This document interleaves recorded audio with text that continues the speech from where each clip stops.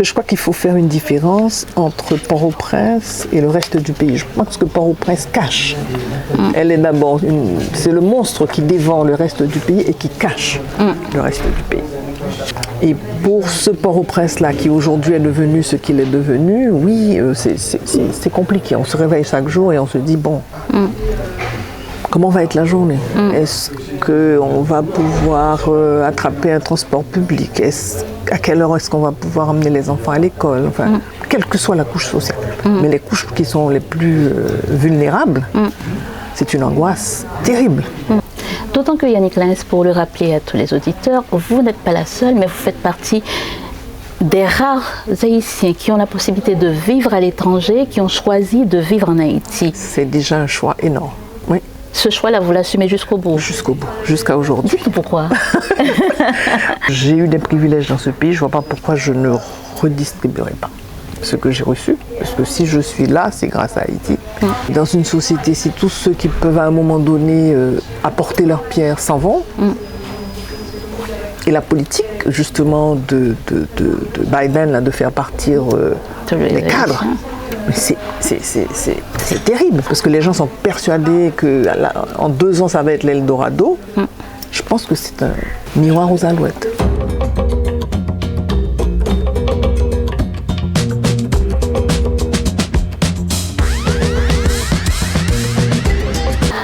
Est-ce que je dis émission spéciale? Déjà, je dis bonjour à tous et bienvenue à cette émission que je nomme spéciale parce que c'est l'occasion pour nous de rencontrer Yannick Laens. C'était pas prévu, donc on l'a rencontré à l'université Sciences Po de Bordeaux et on s'est dit, depuis le temps qu'on la voit passer, qu'on la lit et que les gens parlent d'elle, mais j'ai envie de lui poser plein de questions, mais l'essentiel pour moi, c'est de savoir, Yannick Laens, comment ça va?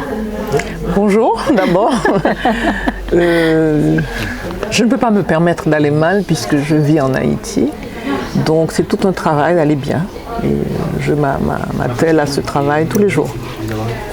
Le travail et le voyage n'a pas été difficile? Parce que je sais que vous êtes arrivé hier, hein? Non, c'est ça? Non, ça va. Ça va? Oui, je tiens le coup. il faut tenir. Yannick Laens, moi, en fait, de tout ce qu'on lit de vous, il y a, en dehors de cette question de comment vous allez, j'ai envie de repartir avec vous. C'est ça qui m'intéresse, en fait, de savoir comment vous êtes devenu cette Yannick Laens que vous êtes aujourd'hui.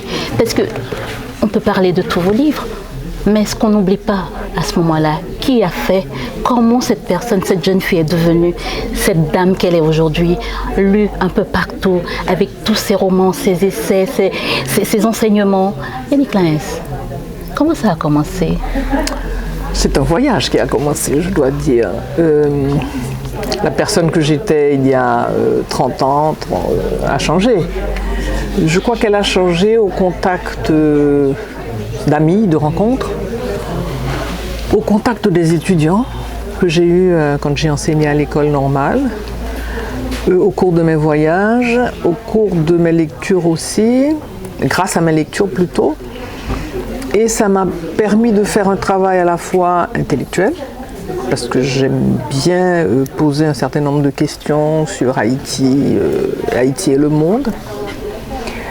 Et aussi, certainement, tout un travail sur moi-même, parce que je pense qu'on ne peut pas prétendre vouloir rêver sur le monde, que le monde change, et qu'on ne fasse pas aussi un travail sur soi. Et c'est la Yannick Laens aujourd'hui. Voilà. C'était il y a 30 ans. Mais avant ces 30 ans en arrière, la jeune fille, l'adolescente, elle se voyait écrivaine. Elle se disait, je veux faire tel métier et que je vais plonger la tête la première sur mes cahiers à écrire. Alors, ça a commencé, je me suis rendu compte rétrospectivement, j'étais à Sainte-Rose de Lima et il y avait un concours de poésie et il fallait parler des saisons. On ne connaît pas les saisons en Haïti, mais j'avais inventé une petite poésie et elle avait beaucoup aimé et c'est comme ça que j'ai commencé à aimer la littérature, à aimer écrire. Et ça a continué quand je suis arrivée en France pour une partie de mes études secondaires. Et quand on a donné la première dissertation à faire, j'avais eu la meilleure note. Je me suis dit, oula, mais peut-être que je devrais continuer dans cette voie. Et je crois que ce sont ces professeurs de français qui m'ont influencé, qui m'ont fait aimer la littérature. Vous vous rappelez la petite poésie? Elle oui, c'est les saisons, mais ça disait quoi sur l'été, par exemple? Voici le printemps, tout joyeux et content, qui apporte aux hommes leur plus grand bonheur. Enfin, il y avait l'hiver dedans aussi? Oui, c'était de la poésie. Mais parce que vous avez déjà vécu l'hiver? Non, pas du tout, mais je l'ai imaginé. Surtout dans les programmes, à l'époque, on calquait sur les programmes français. Mais j'avais imaginé la saison, voilà. D'accord. Et donc, arrivé en France, vous vous êtes dit? Alors, oui. Et après, j'avais hésité entre le droit et les lettres. Et puis, finalement, j'ai fait 2 cours à Assas. Je me suis dit, non, c'est pas pour moi. Le droit? Oui. Et puis, comme j'étais inscrite dans les 2 facs, je suis allée à Sensé. Donc, les lettres? Ah non, et là, c'était mon bonheur. Oui. Oui, oui. Il fallait écrire. Là, ça vous permettait de vous laisser aller. Et puis surtout, moi je trouve que la littérature ouvre de telles fenêtres sur le monde, de telles portes. Et quand on lit, on va jusqu'à des endroits, des portes qui étaient fermées en nous. Et la lecture nous permet de les ouvrir. C'est extraordinaire. Donc je pense, waouh, c'est bien. Quels étaient vos auteurs à ce moment-là? Alors, j'ai commencé par beaucoup aimer Balzac, parce que je me disais, mon Dieu, comment quelqu'un peut-il à ce point me retransmettre la réalité en même temps, en lui donnant une dimension presque épique. Alors je me disais, waouh, j'ai beaucoup aimé ça. J'ai aimé ensuite beaucoup un poète comme Apollinaire, que j'ai travaillé. Ensuite, ça a été les romans. Les romans, Marguerite Duras m'a beaucoup marqué, parce que la voix des femmes, pour moi, c'est quelque chose de fondamental. Pourtant, c'est la voix d'un homme, ou bien l'écriture d'un homme qui a sans doute commencé et qu'on va retrouver un peu dans le style, de partir dans les contrées. Je crois que quand, devant la page blanche ou bien devant l'écran, homme ou femme, nous avons les mêmes angoisses. Il faut conjurer le silence, il faut avancer. Mais une fois qu'on commence à écrire, on écrit à partir de notre condition et de notre vécu, qu'on le veuille ou non. Donc forcément, la femme que je suis, quelque part, parle aussi dans les livres. Et un homme qui écrit, c'est autre chose. Il y a un auteur qui m'a énormément plu, c'est Faulkner. Et jusqu'à présent, je relis les textes de Faulkner. Et depuis quelque temps, je me dis, j'aime Faulkner parce qu'il parle aussi quelque part de cette grande Amérique. L'autre jour, on discutait avec des amis, on se dit, mais la Caraïbe, c'est quoi? La Caraïbe va jusqu'à la Louisiane, c'est une partie de l'Amérique, de Colombie, enfin, donc c'est la grande Caraïbe. Ouais. Et on imagine les esclaves haïtiens qui, à un moment donné, affranchis, qui laissent Saint-Domingue et qui vont s'installer en Louisiane, et qui ont transformé culturellement la Louisiane, parce que les gens n'imaginent pas ce qu'a été l'apport des Haïtiens. Donc, j'aimais beaucoup Faulkner, j'aimais aussi ces techniques de monologue intérieur, ce qui permet que ce soit la voix intime qui parle. Donc, voilà. Donc ces auteurs-là, je les ai. Et puis les auteurs haïtiens, Marie Chauvette, pour moi, c'est ma référence en littérature haïtienne, ou même mondiale. C'est ma référence. Un Mon colère folie, c'est un grand livre. D'accord. Et alors, parce que nous partons un petit peu vers les toutes premières fois, une fois que vous êtes plongé dans la littérature, de toute cette littérature, de toutes ces littératures, vous vous mettez à écrire? Pas tout de suite. Alors, comme je suis quelqu'un qui aime beaucoup me poser des questions et poser des questions, j'ai commencé par écrire un petit essai. Je me dis, je reviens en Haïti, j'écris en français dans un pays où le créole est la langue parlée par tout le monde. J'écris alors que c'est un pays d'oralité. Je me dis que je fais partie un peu des privilégiés de cette société. À qui est-ce que je vais m'adresser, tout ça. Et j'écris entre l'ancrage et la fuite, l'exil. Et je montre les 4 exils de l'écrivain haïtien. Et je conclus que le malaise est quelque chose qui incite à vouloir le dépasser. C'est-à-dire que sans malaise, on ne crée pas. Et le porte-à-faux m'a sauvée, puisque je me suis dit, je vais vaincre ce porte-à-faux et je vais quand même écrire. Alors, ça veut dire que dès le départ, vous aviez une conscience. Alors, c'est pas que tout le monde n'a pas une conscience, hein, c'est pas ça que je suis en train de dire. Mais vous aviez cette conscience de cette différence qui existe au sein de la population haïtienne, avec sa belle histoire. Et vous avez tout de suite ressenti qu'il y avait un malaise au sein de cette société. Tout à fait. Alors, tout écrivain, de toute façon, prend un recul par rapport à sa société, même dans des sociétés où la scolarisation est universelle. Mais je sentais quand même en Haïti la distance. Vous deviez être dans la vingtaine, Yannick Claens. Ben oui, mais j'ai écrit ce livre. Mais vous étiez déjà... Ah oui, très consciente de ça. Très consciente. Et je me suis dit, ça m'a libérée d'écrire ce petit essai. Et beaucoup de gens se sont retrouvés dans cet essai. Cet essai a été enseigné dans les universités américaines parce que je posais un problème que peut-être d'autres écrivains d'avant ne s'étaient pas posé. Donc voilà. Cette question, ou bien ce constat, vous le faites encore aujourd'hui de la même façon ou y a-t-il une certaine évolution? Je ne fais plus de cette façon parce que je pense que la société haïtienne elle-même a évolué.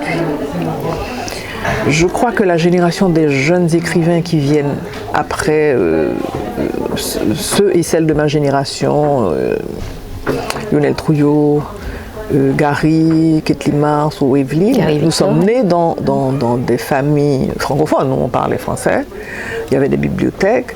Les jeunes générations ne viennent pas de familles francophones. Je pourrais dire la majorité d'entre eux. Et ils s'emparent de la littérature avec une très grande liberté, dans les deux langues.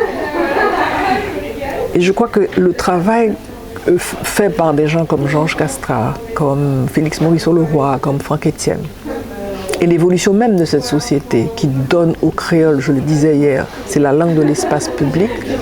Ce combat, il ne sent plus la nécessité de mener ce combat tel que nous l'avions mené.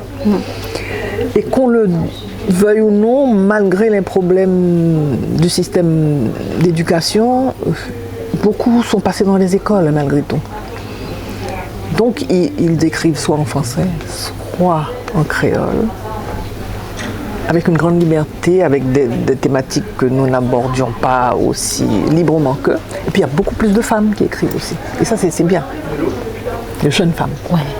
Ça c'est l'évolution que vous avez constatée. Ah oui. Ouais. D'accord. Oui. Et la société haïtienne évolue de ce point de vue. Dans le bon sens alors. Oui, dans le bon sens. Alors, ok. Et ce sont des choses sur lesquelles on ne met pas assez l'accent, je crois. Aujourd'hui, elles font du théâtre, elles écrivent du théâtre. Bon, il y a même Jessica Généus qui fait du cinéma. Les deux derniers romans les éditions du Prix des Champs, deux femmes ont écrit quand même des romans en créole.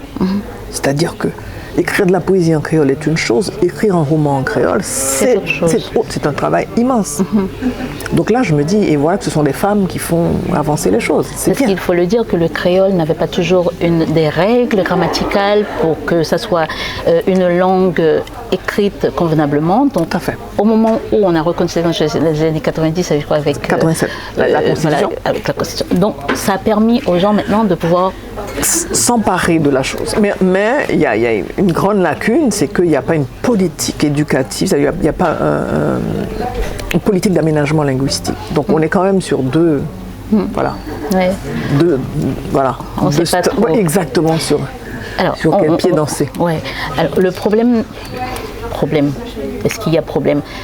Cette affaire de créole et de français, en fait, est-ce qu'il n'y a pas un souci qui se pose dans le sens où aujourd'hui on veut, parce que hier vous êtes intervenu, alors je dis hier c'était le 16, alors je ne sais plus quelle date, le 16 novembre, et vous êtes intervenu dans le cadre d'une conférence concernant un séminaire qui est organisé qui s'appelle Failles, les failles haïtiennes, et comme vous avez écrit le livre Failles avec S au pluriel, plein de failles, donc vous étiez intervenu et vous avez pu à cette occasion parler du créole comme langue qui prend de l'espace, un peu plus qu'il ne faut.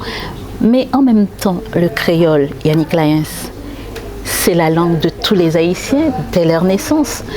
Pourquoi donc une forme de débat comme si l'haïtien ne savait pas parler créole ou ne pouvait pas le lire et par là même faire croire que parler le créole ou bien faire apprendre en créole, ça améliorerait l'instruction. En quoi est-ce que ça apporte quelque chose? C'est-à-dire que c'est reconnu internationalement que l'apprentissage de la lecture et de l'écriture dans sa langue maternelle est un facteur extrêmement important pour l'évolution d'un enfant. Ça, c'est une première chose. Mais nous avons une partie de notre patrimoine qui est en français. Il n'est pas question d'éliminer le français. Et si on pouvait même ajouter l'anglais, puisque nous sommes dans un environnement anglophone, pourquoi pas? Le problème, c'est que quand on prend une telle décision, il faut aussi avoir de la suite dans les idées et qu'il y ait une politique d'aménagement linguistique. Cela veut dire que il y a des outils pédagogiques en créole, des livres de géographie, des livres d'histoire, des livres de sciences, des livres d'éducation civique, que les professeurs soient formés en créole et qu'il y a un programme avec des livres et du matériel didactique en créole. Et c'est là où le bas blesse. Voilà. Je vous embête un petit peu avant de continuer sur les questions qui sont prévues pour cette interview. Est-ce que vous pourriez écrire, je ne sais pas moi, dans quelques mois, l'année prochaine, votre prochain livre en créole? Je dis toujours que je ne maîtrise pas assez le créole pour écrire en créole. Ce qui ne veut pas dire, moi j'essaie là maintenant de traduire une de mes nouvelles. C'est pas parce qu'on parle une langue qu'on peut écrire de la littérature dans cette langue. Je dis toujours, dans ce cas, tous les Français seraient des écrivains, tous les Américains seraient des écrivains. La langue parlée est une chose, la langue écrite est une chose, la littérature est autre chose. Et je crois que même par respect, on ne peut pas s'improviser comme ça, écrivain. Je me souviens de mon ami Georges Castrat, décédé, disait aux jeunes écrivains haïtiens qui écrivaient en créole, c'est pas parce que vous alignez 3 proverbes en créole que c'est un poème. Non. En effet. La littérature demande du travail. Ce sont des métaphores, ce sont des images, ce sont des silences. Il faut travailler aussi la langue créole. Et la jeune génération maintenant qui écrit en créole a déjà des références. C'est Maurice Auleroy, c'est Georges Castrat, c'est Franck Etienne, c'est Franck Fouché dans le théâtre et bien d'autres, Pierre-Richard Narcisse. Et c'est bien, on voit que se constitue maintenant un vrai campus littéraire en langue créole. D'accord. Votre premier livre, Yannick Lens? Tantrésia et les dieux. Livre de nouvelles.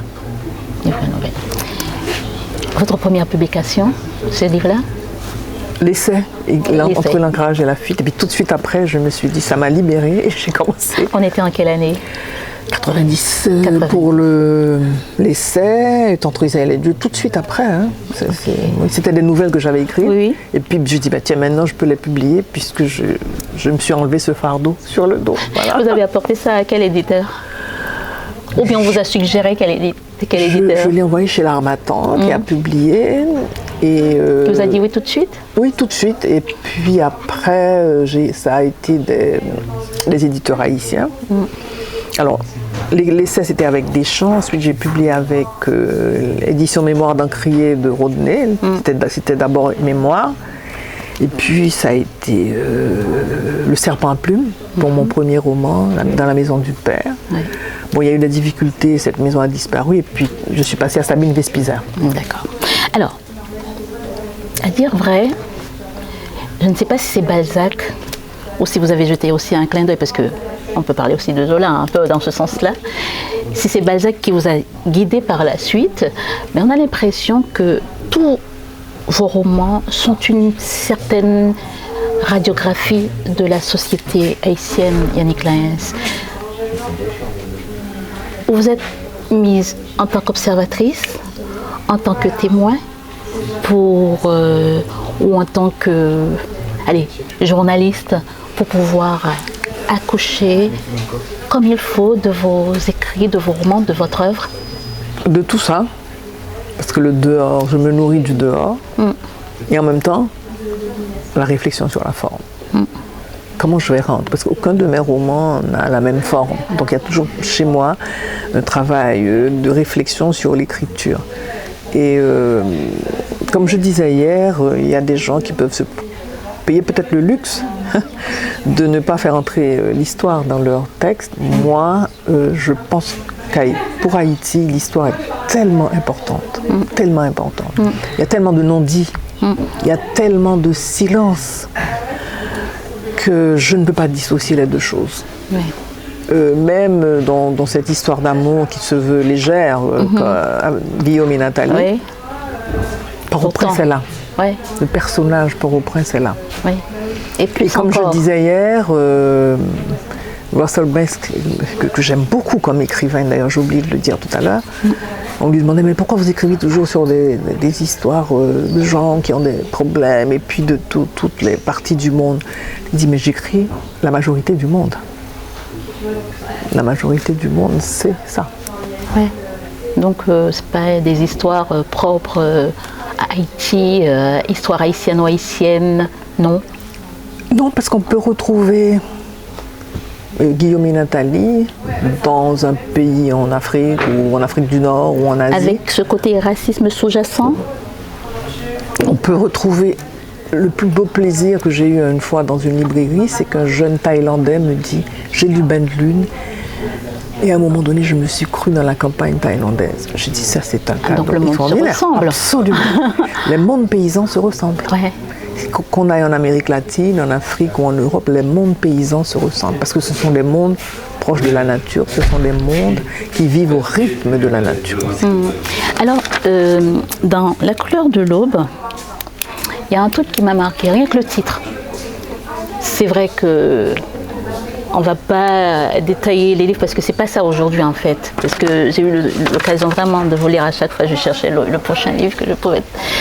Voilà. Ce qui m'a marqué dans La couleur de l'aube en fait, c'est le titre. Je dis le titre parce que pour moi l'aube, Yannick Clayens, ça fait penser un peu à l'espoir parce que le jour va se lever. Exact. Et pourtant, Angélique et toute sa famille, sa soeur Joyeuse, sa maman, se réveille plutôt avec de l'angoisse. C'est comme un peu le quotidien de tous les Haïtiens, hein, n'est-ce pas? Je dirais que c'est le quotidien des Haïtiens urbains de la ville. Ok. Ah ouais? Très important, parce que je crois qu'il faut faire une différence entre Port-au-Prince et le reste du pays. Je pense que Port-au-Prince cache. Elle est d'abord, c'est le monstre qui dévore le reste du pays et qui cache le reste du pays. Là, c'est une famille urbaine, milieu populaire, et qui se bat dans un Port-au-Prince où on voyait quand même que la violence commençait à s'installer de manière structurelle. Oui, pour ces familles-là, c'est difficile. Et pour ce Port-au-Prince-là, qui aujourd'hui est devenu ce qu'il est devenu, oui, c'est compliqué. On se réveille chaque jour et on se dit, bon, comment va être la journée? Est-ce qu'on va pouvoir attraper un transport public? À quelle heure est-ce qu'on va pouvoir emmener les enfants à l'école? Enfin, quelle que soit la couche sociale. Mais les couches qui sont les plus vulnérables, c'est une angoisse terrible. Voilà. Ouais. D'autant que on peut glisser dans toutes ces histoires, des histoires politiques, des histoires de combattants, des histoires d'engagement. Il y a de tout. Donc ça augmente absolument, la chose. Absolument. Vous avez eu le prix féminin en 2014 pour Bain de Lune. En dehors de tout, Bain de Lune, c'est une histoire d'inceste, de viol, non? Il n'y a pas d'inceste. Il y a... Mais l'oncle. C'est pas tout à fait ça pour vous? Non, l'oncle qui arrive, le bonhomme qui arrive de l'étranger, c'est quelqu'un d'une autre famille. L'oncle qui a violé la jeune fille, en fait, avec qui il a eu sa première fois. Vous savez, quand elle est sur la plage, là où l'autre a crié qu'il y avait cette jeune fille, mais j'ai comme l'impression qu'elle parle de viol, non? Non. Vous voyez comment la lectrice ou le lecteur peut voir? C'est un viol, mais c'est pas un inceste. vous C'est ouais. quelqu'un qui arrive de l'étranger. Pourquoi c'est l'oncle, elle dit alors? C'est ce qu'on appelle dans le monde paysan l'oncle? Non, il y a plusieurs personnages qu'elle appelle au secours, mais c'est pas l'oncle qui viole. C'est le bonhomme qui arrive de l'étranger et qui voit une jeune fille fraîche, etc. Mais c'est la famille rivale, la famille qui a toujours été. Vous vous rappelez quand ces trois jeunes vont. Ouais. Ah, mais moi je vois l'oncle. Hein. C'est pas grave. Moi je vois l'oncle tout simplement. C'est pas grave. Alors. Mais, oui, alors qu'est-ce que vous voulez poser la question? Oui, alors là, moi j'ai comme l'impression que vous mettez le droit. En fait, c'est parce que comme j'avais vu, moi, l'oncle, parce que pour moi, elle l'appelle l'oncle, elle ne voulait pas avec l'oncle la première fois. Et donc, moi je me dis, là, vous mettez le doigt sur un sujet qui est plutôt un petit peu dans notre société. Mais de moins en moins maintenant. je crois que le travail des organisations féministes en Haïti plutôt, a porté les fruits. Aujourd'hui, il y a des dénonciations quasi quotidiennes de viols et d'inceste en Haïti. Ah oui. Okay. Et ça, c'est une chose très bonne chose. Ouais. Annonce sur les réseaux sociaux, dans les médias, on en parle. Et pour moi, voilà encore un aspect qui a fait évoluer la société. Les femmes osent parler, les femmes osent aller en justice. Et les femmes osent faire emprisonner les gens. Même si ça ne donne pas toujours de bons résultats. Mais au moins on en parle. On parle de ça. Et ça, c'est une avancée, à mon avis, très, très intéressante dans la société haïtienne. À deux fois, vous avez fait référence à hier parce que ça a été une belle soirée pour vous. Il y a eu une question qui m'a interpellée et je pense qu'il a dû vous interpeller aussi. Alors, on ne va pas pouvoir faire le parcours parce que je vous ai attrapé comme ça au vol. On va recommencer la prochaine fois. On va tout mettre sur la table. Cette question où on reproche souvent aux intellectuels dont vous faites partie, c'est pas un tard quand même que je sache, absolument pas. De ne pas être assez impliqués dans la vie socio-politique d'Haïti.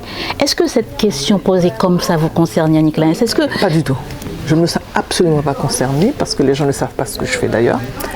Je suis même trop impliquée dans des tas de...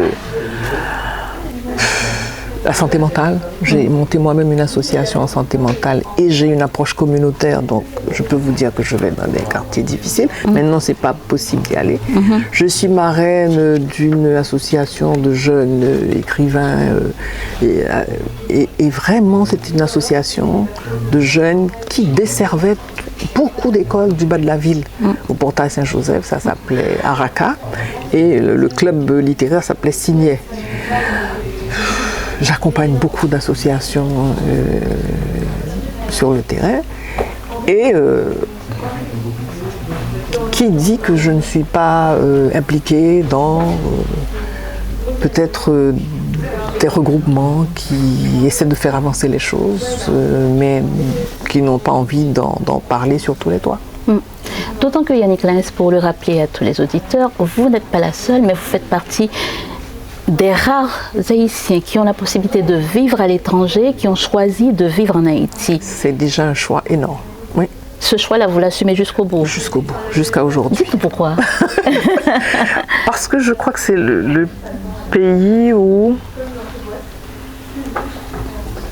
D'ailleurs, je pense que j'ai eu des privilèges dans ce pays, je ne vois pas pourquoi je ne redistribuerai pas ce que j'ai reçu. Parce que si je suis là, c'est grâce à Haïti, d'une part.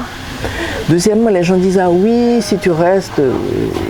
Alors, de mon côté, tous frères et sœurs sont là-bas. Du côté de mon conjoint, frères et sœurs sont là-bas. Tu peux te le permettre. Je dis « Tu ne connais pas mon compte en banque. Tu ne peux pas savoir si je peux me le permettre, d'une part. Deuxièmement, dans une société, si tous ceux qui peuvent se le permettre ne se le permettent pas, où allons-nous ?» Je dis, mais dans une société, si tous ceux qui peuvent à un moment donné apporter leur pierre s'en vont,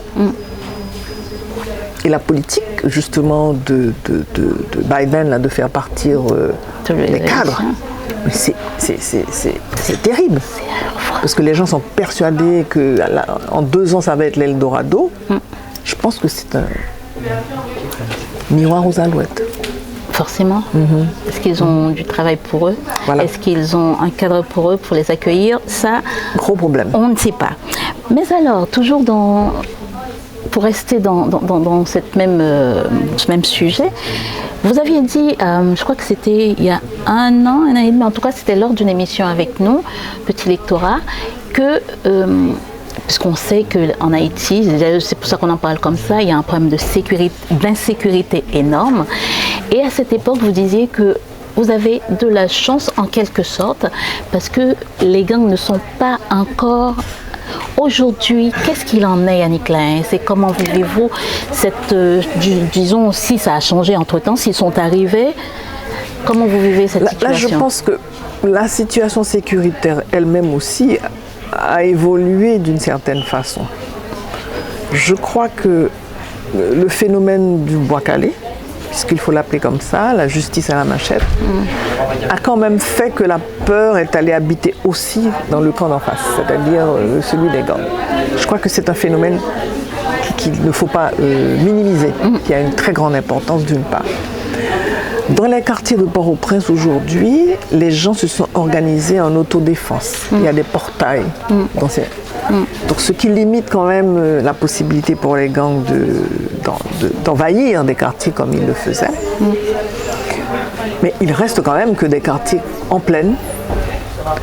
Du côté de Canaan, par exemple, c'est épouvantable ce qui se passe. Mais c'est vrai qu'à un moment donné, quand j'ai fait l'entretien avec vous, on se disait, bon, à cette époque-là, la boule 12 était complètement encerclée, Fort-Jacques était encerclé, je me disais, j'attendais le moment où ça allait m'arriver dessus. Mais j'aimerais aussi dire que je ne suis pas la seule à être restée, parce que il y en a d'autres. Oui, Laine Curbon est en Haïti, Jean Casimir est en Haïti comme intellectuel, Suzy Castor, et toutes ces personnes, je cite au KV, je cite des gens que je fréquente, sont en Haïti et continuent à travailler, à œuvrer, à accompagner des jeunes dans des initiatives. Voilà. Donc, je ne suis pas la seule. Lionel Trouillot est en Haïti. Oui. Et Nicolas, cette situation terrible que vit le pays, est-ce qu'elle vous inspire pour que vous puissiez écrire et donc vous rend... en fait, c'est comme si c'était votre muse, ou bien est-ce qu'elle peut vous décourager de pouvoir écrire ce que vous auriez... Peut-être que vous auriez aimé écrire autre chose que la situation sociopolitique, les guéguerres entre Haïtiens. Qu'est-ce que ça vous fait, la situation? Comment vous travaillez avec cette situation catastrophique un peu aussi, si vous me permettez l'expression haïtienne? Je travaille plus difficilement parce qu'il y a moins de temps de disponibilité, parce que la gestion quotidienne est terrible. Il faut gérer l'essence, quand il y a... Voilà. Comme moi je ne peux pas aller me battre, vu mon physique, c'est un peu compliqué d'aller me battre dans les stations d'essence. Je dois envoyer quelqu'un avec les bidons jaunes. Quand il y a des problèmes d'électricité, il faut quand même avoir l'essence pour la génératrice, etc. Quand il y a des problèmes de rareté de médicaments, il faut aller faire le tour de la ville pour trouver des médicaments, puisque j'ai quand même des gens chez moi qui ont des maladies chroniques, donc il faut que c'est ça. C'est compliqué. C'est compliqué, mais on n'a pas à expliquer ces difficultés. Quand on est écrivain, on doit écrire, c'est tout. Okay. Et curieusement, le livre que je suis en train d'écrire aujourd'hui n'a rien à voir avec la conjoncture. Non. C'est pour ça que j'aime beaucoup la question. Rien à voir avec la conjoncture. Oui. Ça se passe au moment de la fin du 18e, où il y a une famille qui va vers la Louisiane.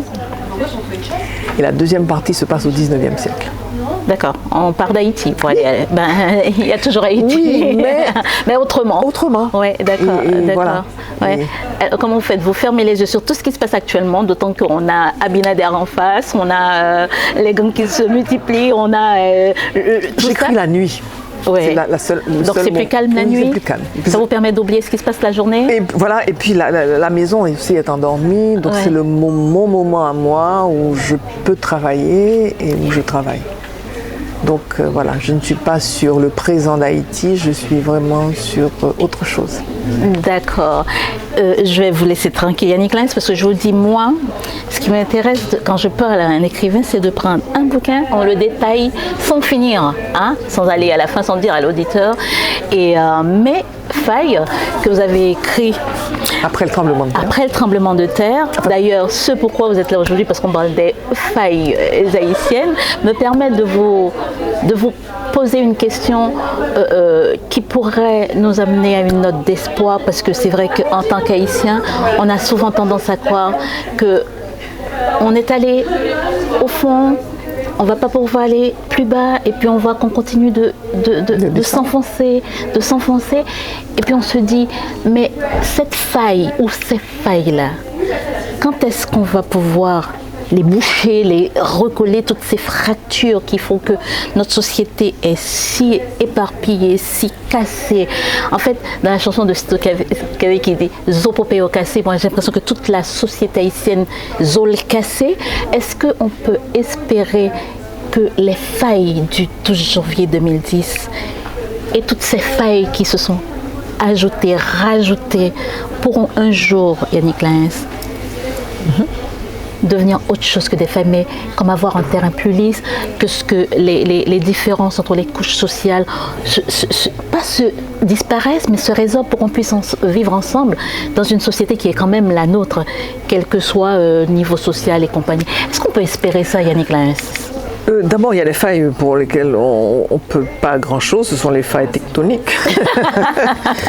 Et le fait qu'on soit aussi sur la route des cyclones, aujourd'hui, ouais, là, il y a... Non. Mais il est certain que... On est parti de loin, parce que 1804, c'est pas n'importe quoi. C'est la première brèche dans un système monde qui se voulait tout puissant. Et ça, on le paye. On l'a payé pendant très longtemps. Nous avons aussi nos propres failles après 1804. Il n'y a pas que l'impensé 1804 comme un impensé du monde moderne. Il y a aussi ce que nous avons nous-mêmes créé. Moi, je voudrais commencer par détacher un peu Port-au-Prince du reste du pays. J'ai dit tout à l'heure, Port-au-Prince était un monstre qui cachait. Qui voulait détruire aussi le reste du pays. Je pense qu'il existe encore en Haïti une énergie, un potentiel dans les communautés rurales en dehors d'Haïti.